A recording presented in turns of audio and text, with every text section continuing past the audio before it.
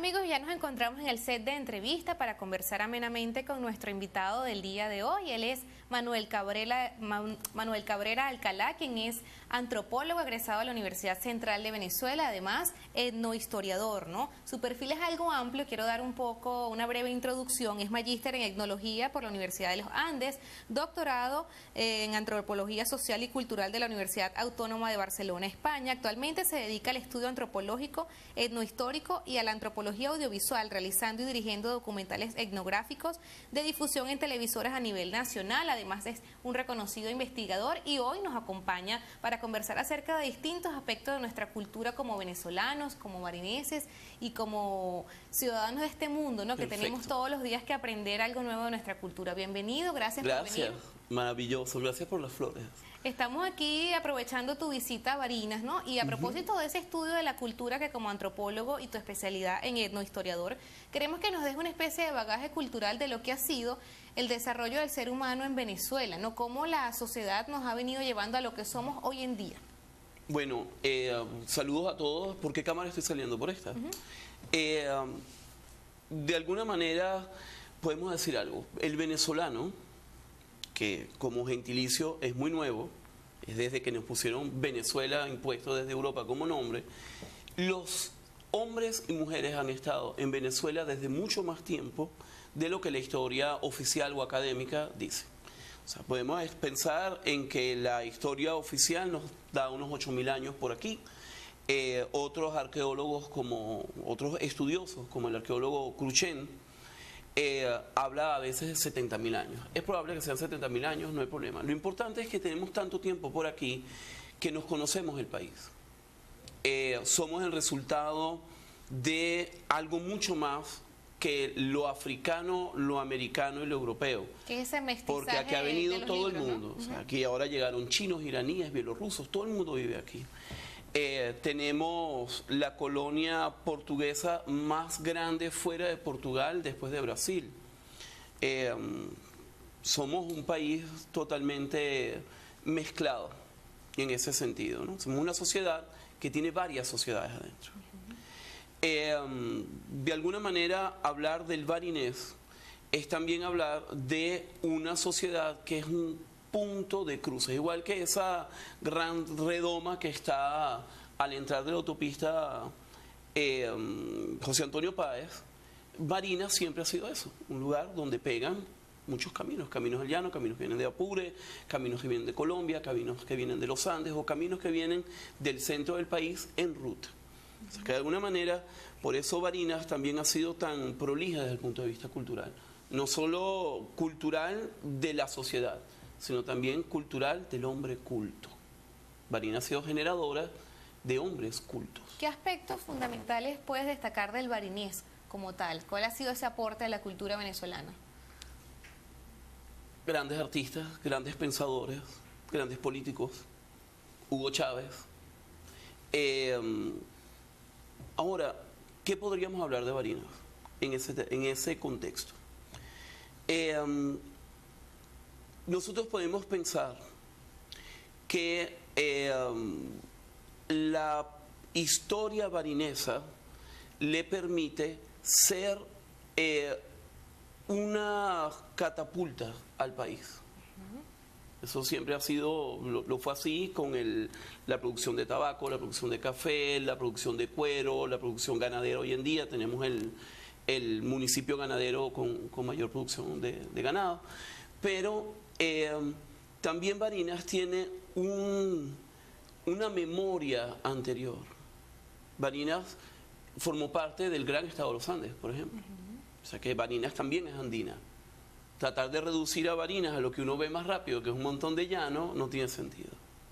Barinas tiene una historia andina y tiene una historia andina muy relacionada con los pueblos que dominaron la montaña. Por eso es que todas esas zonas de Bumbum, acequias, el río El Pagüey, Curvatí, todo ese piedemonte que hoy en día forma parte de Barinas administrativamente, es una zona cultural que tiene tal vez una de las carreteras más importantes, que fue el Camino Real. Cuando uno agarra y sale de Pedraza, va por la orilla del río Acequias, subiendo hacia aquel antiguo pueblo San Juan Bautista, ese camino iba hasta Cacute. Por eso es que muchas personas nacían en Cacute y las presentaban en Pedraza. O nacían en Pedraza y por ese camino terminaban presentándolas en Mérida. Entonces, hablar del Barinés es también hablar de los Andes. Porque había esa conexión a través de esos caminos que, aunque hoy no están como vías de tránsito principales, pues nos interconectaban con estas ciudades vecinas, ¿no? Ahora, desde el punto de vista histórico, antropológico, hay que recordar que la historia no son pedacitos. O sea, nosotros como periodistas o como comunicadores, por una cuestión de tiempo y de estética, tenemos que picar una noticia, ¿no? Tenemos que decir, por ejemplo, una noticia sobre algo que dijo el presidente específicamente hace una semana, o hoy.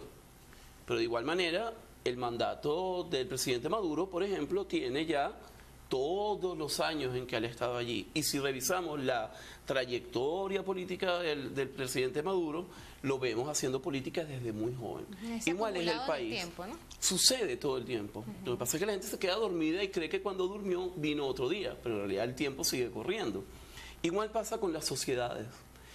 Nuestra sociedad no puede dividirse en una sociedad barinesa de esta explosión económica y urbanística como un evento, ¿no? Esto es consecuencia también de todo lo demás. Así es. Por eso quería comentarte que no solo hablar de lo andino, sino no de lo andino que come arepas de trigo, sino lo andino como andino, donde están los indígenas andinos, donde está el pensamiento andino.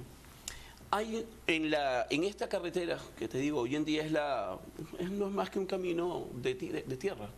En otro momento, ese camino del que hablé hace un rato, que va de lo que llamamos la carretera negra, o sea, alguien le echó asfalto y se convirtió en la carretera negra.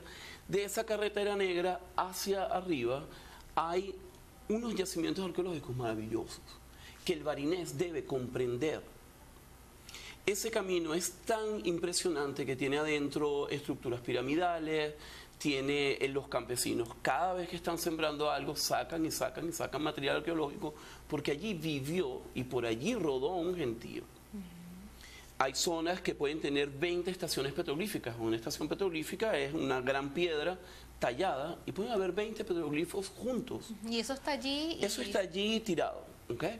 Por supuesto, hay muchos cultores como Juanito Oropesa o nuestro querido Katy Acosta Reverón, que han estado cuidando esos petroglifos, hacen ese trabajo en esa zona. Hay muchos cultores que están protegiendo, Nelson Montiel, Yaris Maunda. Ha habido un trabajo para proteger esa memoria. ¿Por qué? Porque de alguna manera, aunque en este momento tengamos que hablar de algo muy específico, la gente está muy preocupada por si consigue o no insumos para los insumos básicos, esto no es más que una circunstancia, es una contingencia específica histórica. Pero en ese devenir largo del que estamos hablando, todavía formamos parte de aquella memoria. Esa memoria está allí. Sobre esa riqueza arqueológica, ¿no?, que existe en estos distintos puntos donde hay esa memoria de nuestra tierra, ¿qué puedes analizar o qué han podido estudiar acerca de cómo era el barinés o este hombre de Piedemonte andino? ¿Cómo era su carácter? ¿No era trabajador? ¿Cómo era su conformación social? ¿Y cómo es ahorita? ¿No? ¿Qué comparación puedes hacer sobre cómo ha evolucionado en el tiempo? Fíjate. Lo primero es que aquí todo el mundo se levanta temprano para ir a trabajar.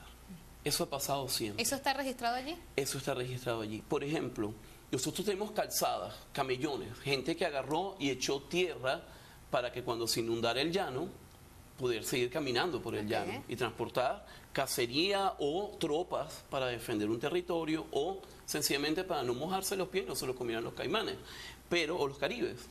Pero lo interesante es que son tan largos que algunos tienen 71 kilómetros. 71 kilómetros de carretera, eso es increíble. Es decir, que tenían un nivel de organización y de conocimiento amplio.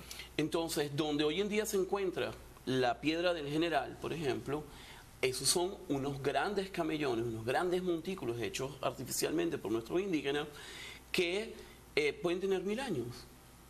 Y eran tan altos y tan grandes y tan bien construidos que aún después del desgaste por erosión tanto del viento como de las lluvias, todavía están allí. Por otra parte, hay indicios de que el gentío era tan grande que cosas como es una tristeza que hayan hecho eso, ¿no? O sea, la gente es muy ignorante, cubrieron de alambre de púa y le pusieron esta es la piedra del diablo, lo llaman la piedra del diablo, a un petroglifo de ninguna manera modesto, es muy hermoso, que está cerca de la entrada de Bum Bum. Hacia arriba de Bum Bum también se encuentran unos petroglifos muy hermosos. Uno está tallado en la forma de la Peña Viva y tiene mapas allí. Esos mapas, esa distribución geográfica representada dentro del petroglifo, habla también de la cantidad de poblaciones o de pequeños caseríos o núcleos de viviendas que están distribuidos y están contados allí sobre esa roca. De esa parte de esa organización social, maravilloso. ¿no? Sobre esa parte de cómo se conformaban, ¿qué han podido deducir, ¿no? Primero que era un gentío, vuelvo a decir, era un gentío. Porque no tiene sentido construir en Barinas, lo tenemos en Barinas, es una investigación que estoy llevando adelante desde el año 97, un sistema de canales que tiene 15 kilómetros de largo por 4 de ancho. Recordemos que Caracas tiene 19 kilómetros de largo. Eso es interesante pensar que los indígenas barineses hicieron un sistema de canales de tal dimensión y además tiene forma de pez volador. Eso quiere decir que hoy en día todavía, sin saberlo, los campesinos piensan, el llanero piensa que no son más que caños y en realidad son un sistema de canales tipo Venecia. Y eso nos lleva a otra gran pregunta. Los indígenas caquetíos llamaban Venezuela, no Venezuela. Venezuela, al parecer, es un artificio literario y terminó la leyenda de que nuestro querido amigo Américo Vespucci puso Venezuela por las palafitos Añú, pero es muy probable que ya ese haya sido el nombre del territorio basado en estos sistemas de canales.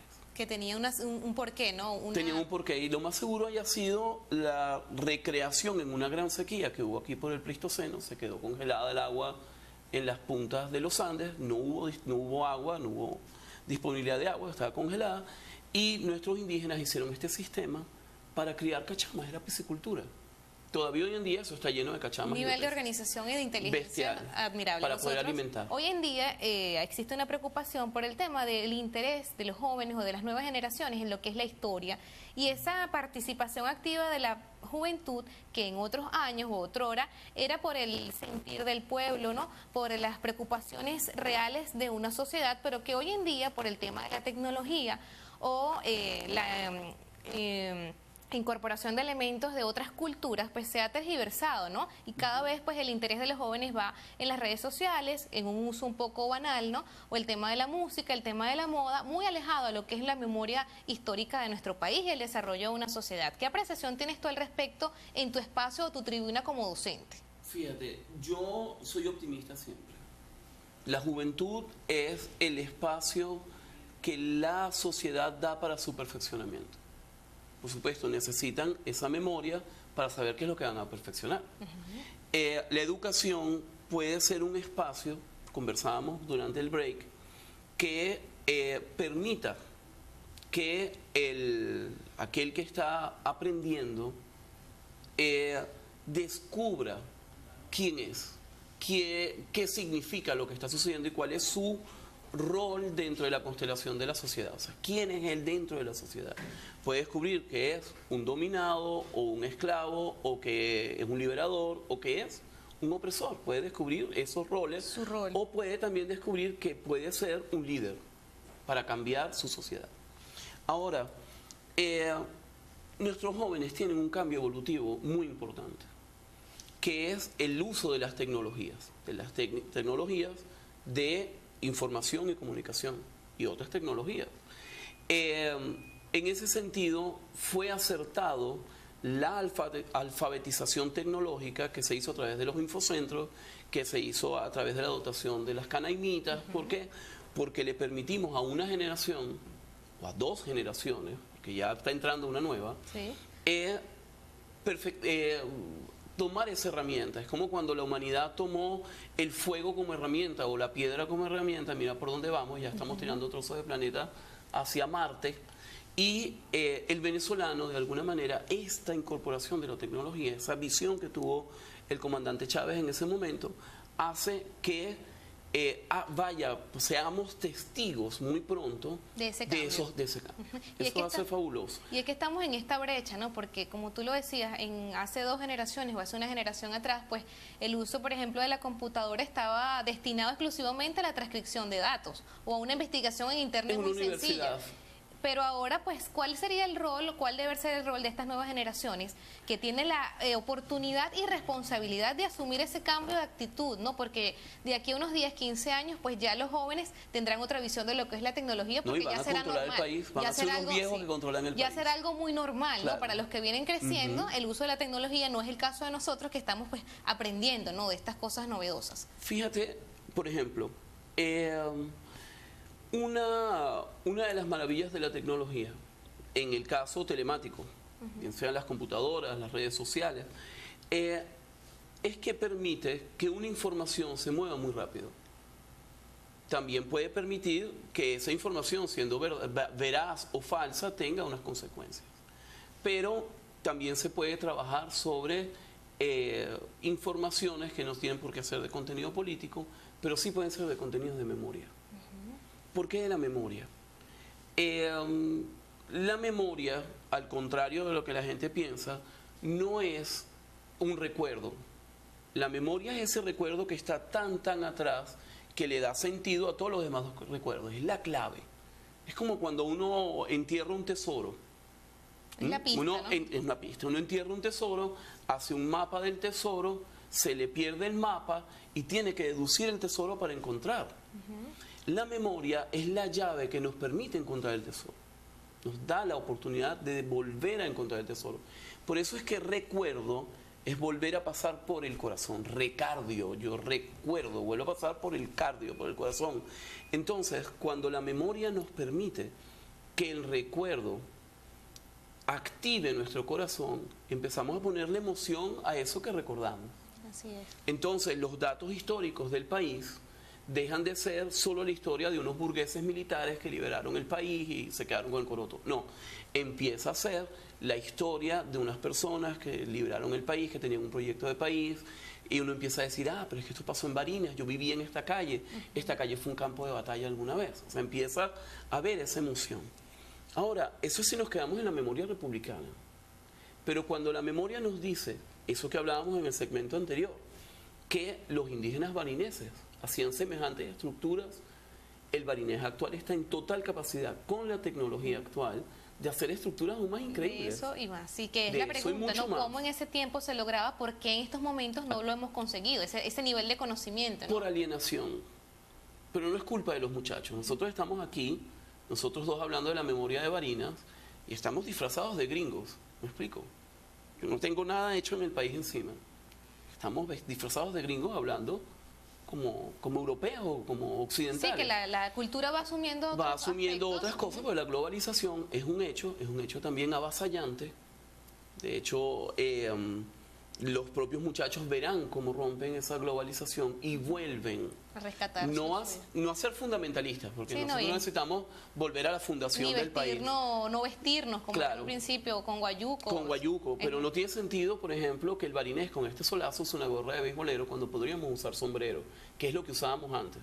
La propia globalización ha hecho que dejemos de usar sombrero, nos pegue el sol y tengamos una incidencia grandísima en cáncer de la piel. Y es que más allá de la moda, ¿no? Quizás, por ejemplo, en el tema del sombrero, el ejemplo que coloca, el sombrero o una gorra que cumple la misma función, si se quiere, ¿verdad? No es tanto de la forma, sino el fondo, ¿no? Realmente cuál es el sentido de estos jóvenes y cómo se identifican con lo suyo, porque no todo el que se viste de una forma es, como quien dice, el estuche no dice el producto, ¿no? Podemos ver personas quizás con un aspecto muy tradicional, con conductas o gustos muy exquisitos, como es el caso de personas que quizás por alienación o moda, pues se visten de una manera, pero sí están bien arraigados en sus costumbres. Claro. ¿Cómo hacemos para que los jóvenes venezolanos, y esta es una pregunta que siempre se la realizo cuando tengo la oportunidad de conversar en este espacio con cultores o personas que tienen este gran conocimiento, cómo lograr que los jóvenes pues reconozcan su memoria y realmente sientan esa pasión por conocer quién somos? Cuando hoy en día en las universidades vemos jóvenes que estudian las carreras por estudiarlas, no hay una verdadera orientación, ¿no?, sobre quiénes son, a dónde quieren ir y cuáles son sus perspectivas pues como ciudadanos. Ahora, te repito, cómo lo logramos? yo trabajo con gente pobre, trabajo con indígenas, con campesinos, y yo encuentro en esos estratos sociales y culturales todo lo contrario. Los veo que participan en las cofradías de San Benito, veo que se están organizando. Bien arraigados sus tradiciones. Muy arraigados. Y O sea, uno empieza a ver jóvenes guayú que están trabajando, recuperando su lengua. Los cariñas están recuperando su lengua y su organización. Y en el caso de los jóvenes citadinos, por El así joven decirlo. urbano. El joven urbano Claro. que está inmerso en un contexto de mucha influencia extranjera, ¿no? Unas que están bajo ataque. Es todo el tiempo una estimulación muy fuerte a través de los medios de comunicación, a través de presión social, de las propias redes sociales también se les presiona para que se enreden. Ahora, no hay problema. Los jóvenes venezolanos tienen la capacidad de recuperar esa concepción de lo latinoamericano, de lo americano. Lo podemos ver en la propia producción musical. En este momento, si mi generación se dedicó al heavy metal, es sorprendente ver cómo hoy en día bandas como La Pagana Trinidad o otras bandas están recuperando el sonido de los boleros, el sonido de la música de tamunangue. O sea, están incorporando elementos vernáculos y los están utilizando otra vez. Y que no está mal el tema de que incorporen sonidos, por ejemplo, en el tema musical. Hay que usar la guitarra. Nosotros usamos Así ahorita es. una tablet y una cámara digital, ¿no? Así es, no es el hecho de quedarse en lo cavernícola, ¿no? Por así Claro. decirlo, sino irse incorporando, manteniendo esa esencia. Nosotros, Manteniéndola. lamentablemente, tenemos ya que despedir este espacio porque Magnífico, el tiempo es Mariana. muy corto. Un mensaje final ya a la audiencia sobre esa importancia, ¿no? De reconocer lo nuestro sin caer en ese tema de que yo no me he visto o yo no me identifico con esto por esto, sino que definitivamente estamos en una sociedad moderna donde Claro. la tecnología es parte de nuestras vidas, la moda es parte de nuestras vidas, querámoslo o no. Y es una herramienta. Y es una herramienta para seguir avanzando. ¿Qué mensaje tienes que pronunciar? Una es que el ser venezolano es ser ciudadano. Nosotros tenemos la experiencia de la ciudadanía desde hace mucho. De hecho, el ejercicio de la ciudadanía en Venezuela ha sido exitoso del 58 hasta aquí. Todo el tiempo la ciudadanía. Entonces, una de las ventajas de la ciudadanía es que tiene herramientas para la solución de conflictos. Tiene las herramientas para el perfeccionamiento de la sociedad. Tiene las herramientas, la ciudadanía. Y la ciudadanía también se construye desde la memoria.